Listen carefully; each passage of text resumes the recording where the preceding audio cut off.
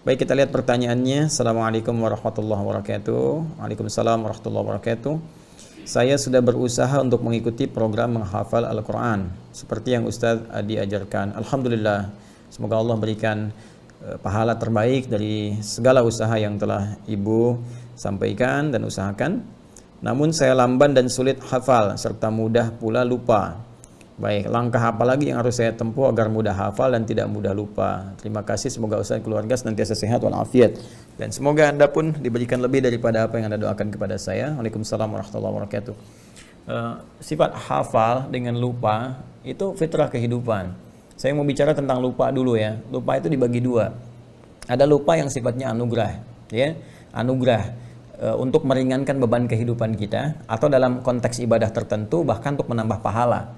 Ya, nanti kita bahas. Yang kedua, ada lupa yang dicela. Jadi kalau yang pertama ini sifatnya disyukuri, madah, itu kan dipuji. Yang kedua, dzam, ya mazmum, sesuatu yang dicela, yaitu lupa yang diakibatkan karena perbuatan-perbuatan maksiat.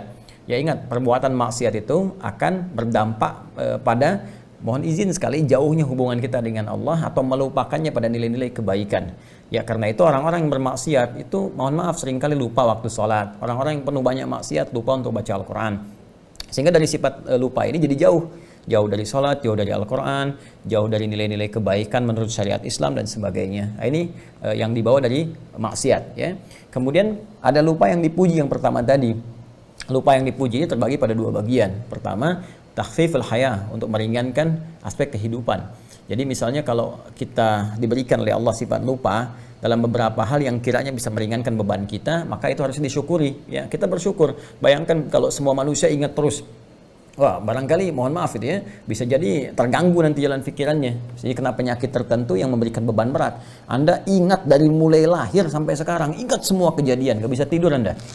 Ya, berat bebannya. Karena itu beberapa bagian tertentu diberikan anugerah lupa oleh Allah Subhanahu wa taala untuk memberikan keringanan dalam kehidupan kita. Dan sifat lupa ini Masya Allah dalam beberapa hal kadang-kadang disimpan di bagian terdalam di memori kita. Nanti saat dibutuhkan, nah beberapa perjuangan-perjuangan kita itu bisa muncul kembali. Kadang diingatkan oleh sebuah kejadian atau yang lainnya dan hikmah-hikmah tertentu. Ya, lupa dalam bahasa Arab disebut dengan nisyan. Bahkan ada keterangan dari Ibnu Abbas radhiyallahu taala anhuma yang dikutip oleh Ibnu Manzur dalam kitabnya Lisanul Arab ketika menerangkan tentang nama manusia insan. Ya, summiyal insanu insanan li'annahu 'indama uhida ilaihi fanasiya. Itu keterangan Ibnu Abbas radhiyallahu taala anhuma yang dikutip oleh Ibnu Manzur dalam kitabnya Lisanul Arab. Ya, kata Ibnu Abbas radhiyallahu taala anhuma, summiyal insanu insanan, insan, manusia diberi nama dengan insan, ya, li'annahu 'indama uhida ilaihi fanasiya. Itu seakar dengan kata nisyan. Ya, nisyan yaitu lupa, dari akar katanya nasia. Kenapa? Karena manusia itu ketika berkomitmen dengan Allah itu seringkali ada sifat lupanya. Ya, ada sifat lupanya. Ya, itu karena itulah diberi nama dengan insan, ada korelasi dengan nisyan, ya kan? Nasia itu lupa, saya lupa, nasi itu. Kita lupa, nasina. Maka dalam konteks kehidupan kita berdoa, Rabbana la tu'akhidna in nasina au akhtana. Ini jenis lupa yang pertama. Ya Allah, jangan biarkan kami ya Allah ketika kami lupa itu kami berbuat salah gitu. Dengan lupa kami salah. Nah, itu konteks yang tadi saya sampaikan dalam keterangan saya yang pertama. Ada lupa yang cenderung mengarah kepada maksiat. Ada lupa yang sifatnya anugerah yang tadi saya sampaikan, ya, untuk meringankan beban kehidupan. Atau yang kedua, menambah nilai pahala dalam konteks ibadah tertentu. Contohnya apa? Al-Quran. Ya, jadi ada kondisi tertentu yang orang ini nggak maksiat, ikhtiarnya banyak sekali, bahkan dia tahajud juga, dia puasa juga, dia meninggalkan maksiat. Tapi ketika menghafal Quran, kok kayaknya susah gitu. Ya, dalam tanda petik ya, padahal Allah katakan nggak ada yang susah. Tapi qadar Allah ditetapkan oleh Allah bagi orang ini misalnya nggak secepat yang lain. Orang lain misalnya dalam 10 menit hafal 1 halaman, orang ini sudah 1 jam belum hafal. Bahkan 10 jam masih terlambat-lambat. Ya, ada yang pindah lupa sebelumnya misalnya kan.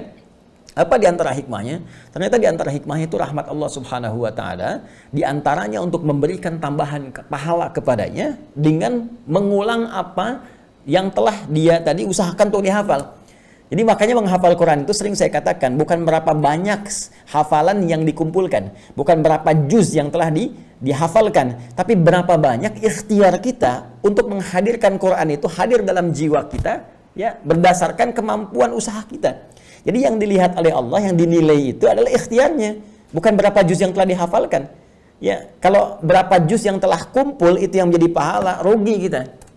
rugi. Tapi betapa adilnya Allah memberikan ikhtiar manusia sebagai ukuran pemberian pahala kepadanya. Karena itu kalimat nabinya jelas mengatakan, ya, man qara'al Qur'ana, ya, man qara'a kitaballahi, siapa yang membacakan kitabullah subhanahu wa ta'ala, membacakan Al-Qur'an. Bahkan redaksinya tegas mengatakan man qara'a harfan min kitabillah. Ya, Nabi menyampaikan man qara'a harfan min kitabillahi, siapa yang membacakan satu huruf dari kitabullah, ya, falahu asyru hasanat, dia mendapatkan 10 kebaikan padanannya. Satu huruf sama dengan 10.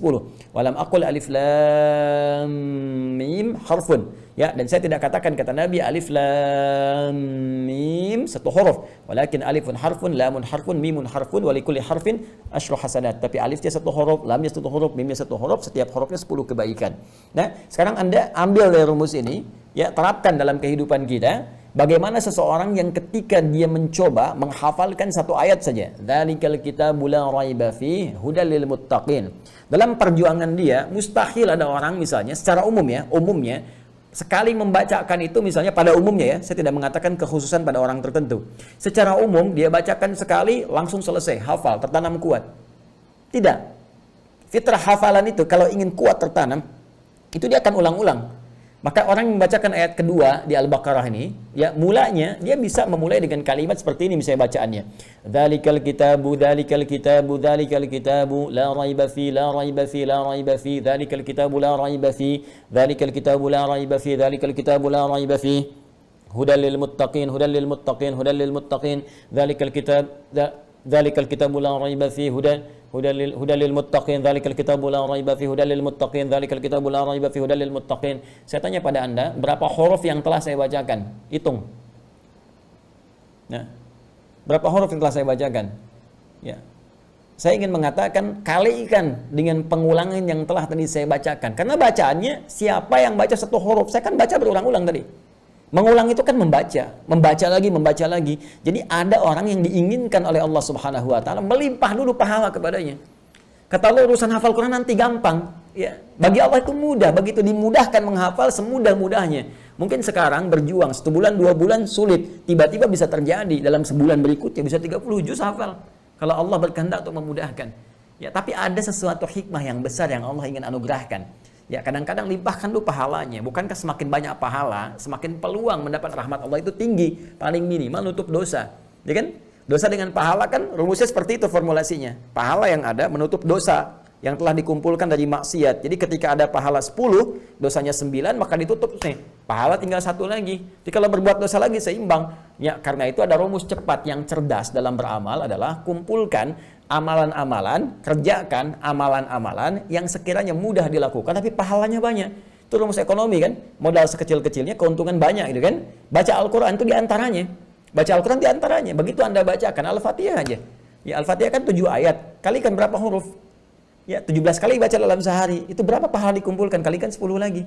Paling minimal. Nah, jadi ketika Anda menghafalkan Al-Quran, berita baiknya adalah pahami dulu rumusnya. Saya sering katakan dari awal sejak kita mengaji, kalau kita paham rumusnya, semua kita syukuri. Ya, maka rumus cepatnya sekali lagi, ingat Allah melihat pada prosesnya, pada ikhtiarnya, bukan berapa banyak yang telah kita hafalkan. Ya, nanti setelah itu terjadi, Allah berikan kemudahan kepada kita semua. Walladzi yatata'ta wa huwa syaqqun 'alaihi falahu ajran. Ya, siapa yang berusaha semaksimal mungkin, tidak pernah putus asa, dia berusaha walaupun terbata-bata mulai menghafalkannya, mengucapkan hurufnya misalnya, maka diberikan 2 pahala, 2 kali lipat bahkan, Allahu Akbar, 2 kali lipat. Diapresiasi kesungguhannya, Masya Allah, ini ada yang 60 tahun, saya lihat ada yang bahkan 70 tahun itu kan, ada yang lebih daripada itu masih berusaha menghafal. Ini sangat luar biasa. Sementara orang melalaikan kehidupan akhiratnya, banyak pesta pora, banyak macam-macam, Anda kembali kepada Allah. Ya, dengan mendalami kitabnya, firmannya, ini sangat luar biasa. Dan berapa pahala yang dikumpulkan. Dan kita tidak tahu kapan kita berpulang pada Allah Subhanahu wa taala. Jadi syukuri nikmat itu dan bawa kepada semangat, jangan putus asa. Ya, dalam konteks kita menghafal, bismillah, teruskan sampai dalam keadaan kita pulang kepada Allah dalam sedang berinteraksi dengan Al-Qur'an. Wallahu taala a'lam bissawab.